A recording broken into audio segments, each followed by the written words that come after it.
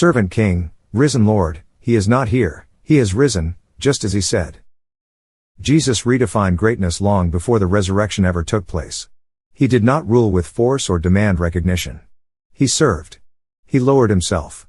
He washed feet, welcomed the overlooked, and gave his life for others. The King of Heaven chose humility, obedience, and sacrifice. His authority was expressed through love, not power. The cross appeared to be the ultimate defeat. It looked like weakness. It looked like failure. But what seemed like the end was actually the fulfillment of everything Jesus had promised. The servant king laid down his life, trusting the Father completely. His surrender was not accidental, it was intentional. And his obedience opened the door to resurrection.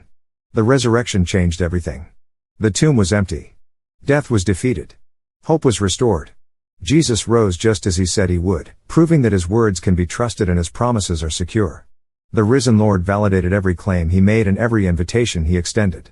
His resurrection confirmed that humility is not weakness and sacrifice is not loss.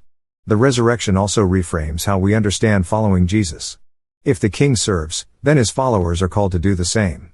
If life comes through surrender, then obedience becomes an act of trust rather than obligation. The risen Lord invites us to live differently, to lead by serving, to give rather than grasp, and to trust God even when the path leads through sacrifice. Jesus' resurrection assures us that nothing surrendered to God is ever wasted. What looks like loss in the moment can become life on the other side. The servant king shows us that God brings victory through obedience and renewal through surrender. When we follow Jesus, we are not choosing comfort, we are choosing life. The risen Lord is not distant or removed. He is present, active, and victorious. His resurrection is not just a historical moment, it is a living reality that shapes our faith today. Because he lives, fear loses its grip. Because he lives, failure is not final. Because he lives, hope endures. To follow a risen Savior is to trust him with both our lives and our deaths, our beginnings and our endings. It is to believe that God is faithful to finish what he starts. The same power that raised Jesus from the grave is at work in those who follow him. The servant king now reigns as the risen Lord. He humbled himself. He kept his word.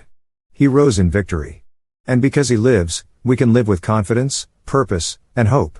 What does following a servant king look like in your life right now?